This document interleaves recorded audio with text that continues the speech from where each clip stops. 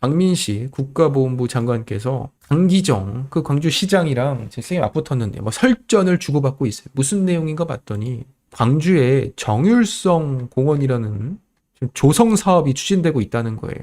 박민식 장관은요, 북한의 애국 열사능이라도 만들겠다는 것이냐, 곧바로 철회를 요구했습니다.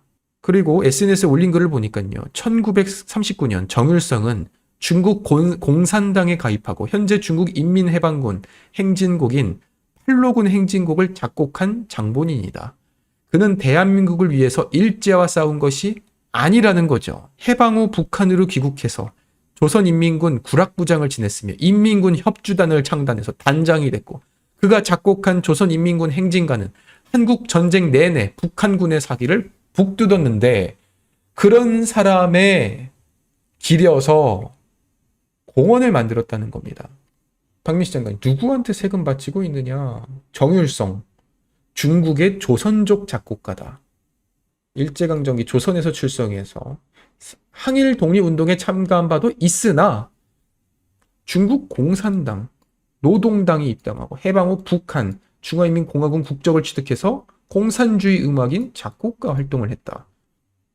그러니까 분명히 항일 독립운동을 안 한 건 아니라는 거죠. 했다는 겁니다. 그렇게 따지면 뭐 김일성도 항일 독립운동 안 했습니까? 아주 작은 규모지만 했었죠. 그렇지만 그 이후의 행보는 우리 대한민국에 있어서 가장 위험이 되는 인물이었다는 거예요. 작품을 볼까요? 중국 인민해방군과 연안송, 흥한령의 눈 내리네, 중저우의 중한 이런 우이, 조선인민군 행진곡, 뭐 이런 인민해방군가, 아유 참 그냥 간첩 아니에요 이 정도면.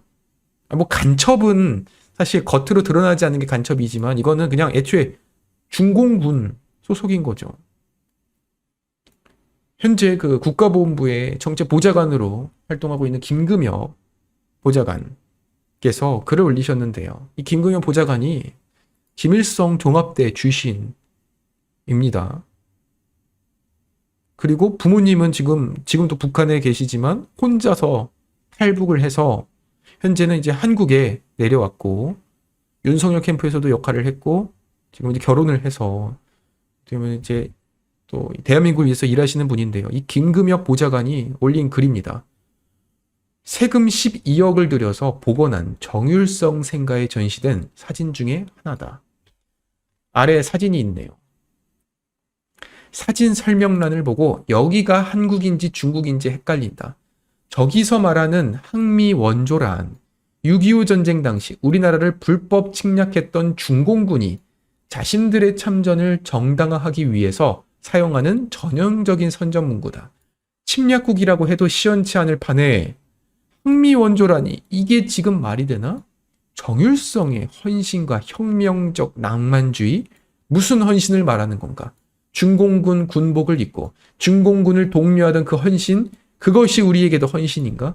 아니 오죽했으면 탈북해서 현재 국가보훈부에서 일하고 있는 김금엽 보좌관도 이건 심각하다라는 거예요.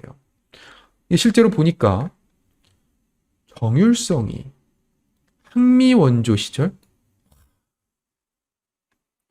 12억을 들여가지고 세금 정율성 생가를 복원을 했는데 설명란에 항미 원조라 되어 있습니다. 중국이 이 6.25 전쟁을 항미 원조 전쟁이라고 하죠. 그러니까 미국에 대항해서 저 국제주의, 제국주의의 미국이 이 동아시아의 평화를 침탈하려 한다.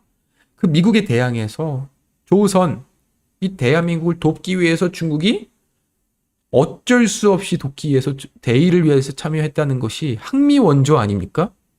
그거를 우리 대한민국에서 정율성 생가를 복원하면서 항미 원조 시절이라고 떡하니 박아놨네요. 그러면서 그 아래 정율성의 헌신, 혁명의 낭만주의 전설을 엿볼 수 있다. 낭만주의가 뭡니까? 목동한비님, 저 공원 만들자고 한 사람 잡아내야 된다. 잡아냈어요. 누군지는 나왔습니다. 강기정 시장이요. 예. 지금 강기정 시장이 뭐라 그랬냐. 좀 이따 말씀드릴게요. 혁명의 낭만주의 정서를 엿볼 수 있다고 하는데 이 낭만주의라는 게 뭐 어떻게 보면 현실주의의 반대 아니겠습니까? 그러니까 이 정일성이라는 사람이 비록 이런 중공군에서 역할을 했지만 그래도 나름대로의 낭만주의, 그러니까 꿈이 있었다는 거예요. 낭만이 있었다는 겁니다. 웃기는 소리죠. 이걸 세금을 들여서 복원을 하고 심지어는 공원을 조성해 박민식 장관이 지적을 해서 이걸 이제 공론화를 시켰고 곧바로 강기정 광주시장이 재반박을 주고 받습니다. 이게 애초에 첫 조성계획 발표는 2020년이니까 그 전 광주시장이고 그 다음에 강기정 광주시장이 48억을 들여서 올해 연말까지 공원 조성을 완료하겠다는 거예요. 광기정은요 곧바로 광주는 정일성 역사공원에 투자할 겁니다. 웃기지 말라, 우리는 끝까지 하겠다. 우리 광주는 정일선 선생을 영웅시하지도 폄훼하지도 않는다. 그는 뛰어난 음악가로서 그의 업적 덕분에 광주에는 수많은 중국인 이건 진짜 이건 말이 되는 건가요? 이건 활자로 같이 봐야겠네요. 그러니까 강기정이 말하는 게 저 정일성 선생 때문에 광주에는 수많은 중국인 관광객이 찾아온다. 그래서 광주는 정일성 선생을 광주의 역사문화공원 자원으로 발굴하고 투자할 것이다. 이게 무슨 말도 안 되는 논리냐면요. 이거예요. 예를 들어서 우리 대한민국에서 뭐 아주 치를 떨게 만드는 친일파들이 있지 않겠습니까? 그럼 이런다고 생각해 보세요. 어느 지자체장이 그 친일파의 역사공원을 만들어요. 그것도 세금을 수십억을 투입해서.